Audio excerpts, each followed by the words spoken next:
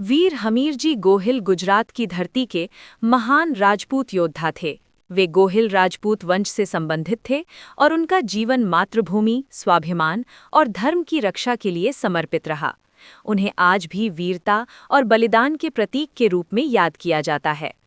वीर हमीरजी का जन्म गुजरात के सौराष्ट्र क्षेत्र में हुआ था। वे गोहिल राजपूत वंश में जन्मे, जो अपनी बहादुरी और स्वराज्य के लिए प्रसिद्ध था। बचपन से ही हमीरजी में असाधारण साहस, आत्मसम्मान और युद्ध कौशल दिखाई देता था। हमीरजी बचपन से ही शस्त्र विद्या, घुड़सवारी, तीरंदाजी और तलवारबाजी में निपुण थे। उन्हें धर्म, नीति और राजधर्म की शिक्षा दी गई थी। वे अन्याय के विरुद्ध खड़े होना अपना कर्तव्य मानते थे।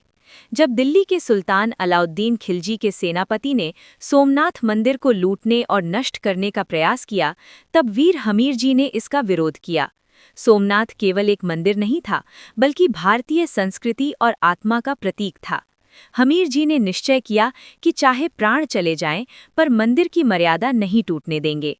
कहा जाता है कि वीर हमीरजी के साथ केवल 16 गोहिल राजपूत योद्धा थे, जबकि सामने विशाल आक्रमणकारी सेना थी। हमीरजी ने अपने साथियों से कहा, आज विजय या पराजय नहीं, बलिदान का दिन है। 16 वीरों ने सोमनाथ की रक्षा के लिए प्राणों की आहुति दे दी। उन्होंने हजारों सैनिकों से मुकाबला किया और अंततः वीर गति को प्राप्त हुए। वीर हमीरजी अंतिम सांस तक युद्ध करते रहे। उनका बलिदान इतिहास में स्वर्ण अक्षरों में लिखा गया। आज भी सोमनाथ में वीर हमीरजी और 16 गोहिलों का स्मारक मौजूद है, जो आने वाली पीढ़ियों को बलिदान की प्रेरणा देता है।